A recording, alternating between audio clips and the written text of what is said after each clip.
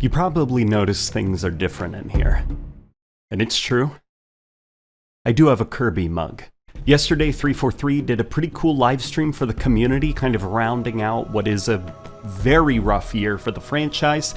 But what's nice is the last month or so has actually been relatively cool. I finally caught the live stream today while I was forging a map of my own that I'd love to show off. It's currently in the blackout phase. First up on the live stream, they had a member of the publishing team come on. So the publishing team, they have been killing it. There's been a lot of sore spots for Halo this year. The publishing team were not one of them. MCC is in a pretty good place, and it was consistently a bright spot for this year. So the segment where they talked to this MCC guy, it felt almost more like a victory lap than anything. They talked about the Steam Workshop, they talked about mod tools and everything, and just how exciting it is where MCC is now, and that there are still things planned for the MCC going forward. It was really pleasant to see them talking about the MCC and just having fun with it. Then somebody from merch came on, which was a little bit embarrassing considering I just ranted about how much I don't like Halo's merchandise currently. And listen, credit where credit is due.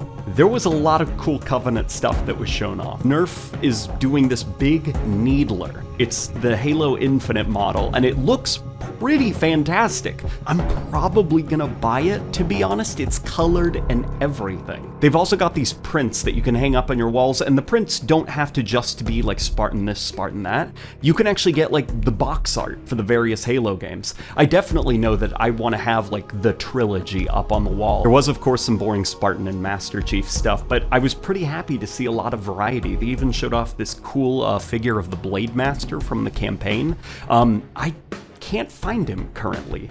I know that he's being sold in Canada, I think it was, and I know there's even like an Arbiter figure, but I can't find him, so I guess maybe I could go over to the Halo store and see if maybe he's being sold there. I don't know. Oh, I forgot to mention, they also showed off Halo, the series, on Blu-ray.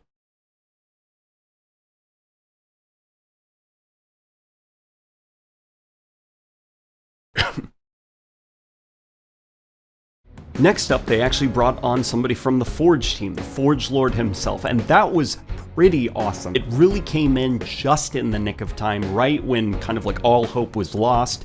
Forge descended from upon high, and it delivered. And not only did they deliver, the following month, they snuck in the content browser 3 months early. So it was just kind of like this awesome clutch at the end of the year for Halo Infinite. And now the team can go on to have their Christmas break, spend it with their families and stuff, and feel comfortable that they left the game in a healthy and good place. Work still needs to be done, but the work that the Forge team did can't be understated. Halo Infinite will be able to survive the holiday season due to what they brought to the game. There's also going to be some more Forerunner pieces added, which I really appreciate. I'd actually like to see other pieces as well, like generic terrain pieces, blending pieces to help make geometry and buildings overlap a little bit smoother. They're also going to be streamlining the PC editing experience, because they did admit the mouse and keyboard experience for using Forge, it's not great currently. So that's appreciated that they're gonna put some work into that. Also, campaign AI. They definitely talked about it, and it is coming at some point. I have no idea when. So that's gonna be awesome, you know. If 343 never adds Firefight to Halo Infinite, hey, at least we, the community, could make it ourselves. It would be awesome to see remakes of classic campaign missions using the Banished AI available. I don't know, just my head is spinning with the possibilities of what this could bring to the game. Oh, and possibly, they're gonna add a search function so that we can find specific items, because there are a lot of objects in the Forge mode, and I get that like this menu, it's not ideal. I'm used to it because of Halo 5, but actually having a search function so I can look up like hex pillar size 16 or something and just type that into a little address bar and have that object presented to me, it's going to be awesome. It's going to make forging even faster. And they didn't miss out on acknowledging that yes, there are issues with the Forge mode. Lots of bugs, lots of glitches, desync problems, and also the welding tool doing some pretty bizarre things. Here's a little fun fact. So I was making a recreation of the 3-story tower from Halo Reach, you know, that Forge building piece, because I wanted to throw it up onto the content browser, because I do think Forge needs more building structures. And the 3-story tower, that's kind of an iconic piece of Forge kit. I welded it, and I just wanted to move it a little bit, and the welding tool broke, and so I have to kind of start the tower over, because all the pieces went in all different directions, and then the undo button didn't work. So, awesome. Glad to see it's being fixed, though. After that excellent Forge section, Sean Barron came on. So this is the infamous Halo is at its core very competitive guy. They showed off the new menu that's going to be added for Season 3. Yes, that's right, they're giving the menu a bit of a refresh. I think I heard new music also being added as well, which is kind of exciting. I think not only is it going to help kind of make Halo Infinite feel like a new experience, that backdrop of the forest and the ring, as pretty as it is, unfortunately, I associate that backdrop with a lot of negative emotions right now. It's kind of like the Halo 5 main menu, where when I look at that, all I can think of is impatiently waiting for things that the game should have launched with, and it's taking a very long time for them to be added to the game. So I'm glad that they're kind of refreshing Halo Infinite, giving it a new coat of paint, and kind of like moving on from that old aesthetic, because Halo is not there anymore. They also mentioned that the menu background change is going to tie into the new story for the Academy and Listen. The Academy story, it's just not very good. The characters are not that interesting. The events are very boring and vague. And just, it's going nowhere very slowly. Not very hyped about it. I'm more curious to see if they're gonna be able to make it interesting. So I'll keep an eye on that. I'll keep an open mind, but I'm not expecting much based off of how Season 2 went. They showed off a couple of new cosmetics as well as the new bandit rifle, which I'll get into.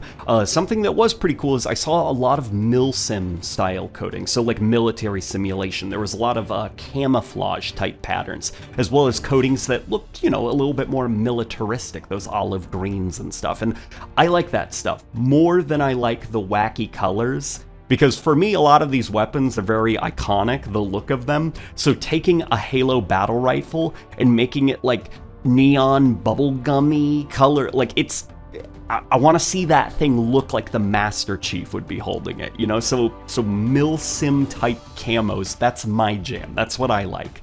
They also showed off a new Watchdog coding for Halo 5 players, which, hey, that's cool. Halo 5 players were really done dirty by the Watchdog coding, and what's cool is this isn't going to override the other one. It's basically a new Watchdog coding being added for Halo 5 players, so you're basically getting 2 for being able to max rank that game. They then showed off some new armor cores. One is an SPI armor core, which, hey, that's cool, the SPI armor. Another one is what I assume another non-canon armor. And, okay, I want to talk about the armor cores for a little bit.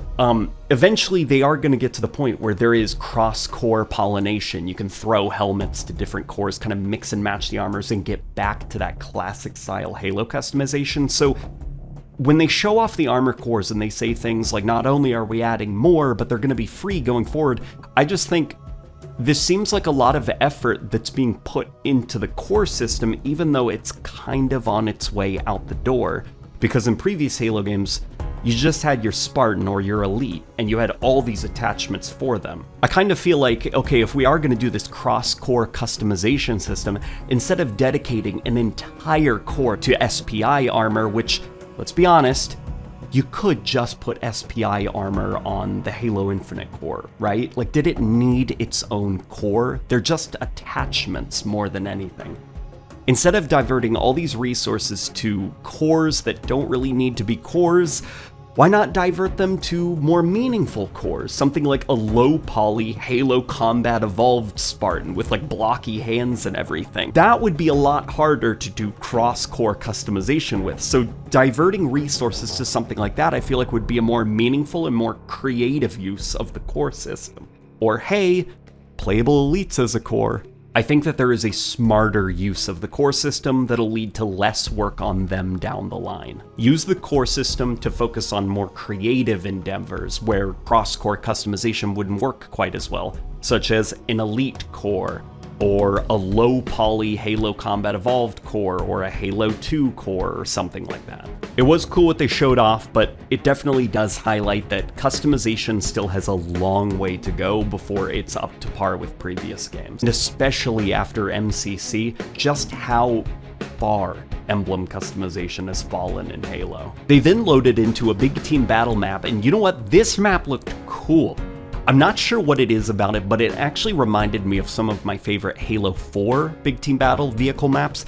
It's hard to explain. Something about the way the lanes are designed. It's like there's these clear paths for vehicles to travel across with clearly defined roads and stuff, and then there's bits of rock and rubble off to the side, which was clearly designed for players to run around in. They showed off a new piece of equipment. It was like this shroud screen, and they seemed pretty pleased by it. And the shroud screen I could see as being pretty cool, but I'm sure 2 years from now I'm gonna look at these as like, wow, these are pretty cool. But considering the context of how long it's taken these items to be added to the game, I feel like with the context of how long it's taken this stuff to be added to the game, it's not that these are bad inclusions inherently, it's just that the additions should have been front-loaded with more stuff, because there is a lot of missed time to make up for, and it just kind of feels like instead of just a bandit rifle and 1 new piece of equipment, it should have been like 3 or 4 new weapons, as well as 3 or 4 new pieces of equipment, because there's a lot of missed time to make up for. The bandit rifle and shroud screen, they're cool, but really more should have been added with this update. And then after that, they rounded up the live stream with a pretty wholesome community playdate. Sketch and John Unishek, they played a lot on the Pit remake, and now I just want to kind of wrap up my feelings on Halo in the year 2022. They said multiple times that it's a good time to be a Halo fan. In my opinion, that's not quite accurate. This was one of the worst years for the franchise, in my opinion. Not only was Halo Infinite, unfortunately, just a big miss this year with its lack of polish, lack of content, and lackluster live service, the Halo TV show coming out and not being that good was kind of like a second black eye, and it just felt really rotten being a Halo fan. You know, like there wasn't a lot of quality control over the franchise. On top of that, you also had just an exodus of senior creative talent. Listen, attrition usually happens after a game launches. You know, people leave, they get new job offers, they want to see what else they can make at different studios. This is the different kind of attrition.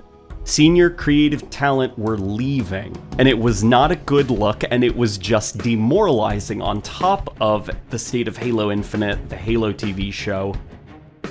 And it was just kind of like, it wasn't great, you know, being a Halo fan. It wasn't a good time to be a Halo fan. And for a lot of us content creators, it just sort of felt like abandoned ship time, you know? Now, right now, things have stabilized. 343, they've been doing pretty good the last month, I'd say.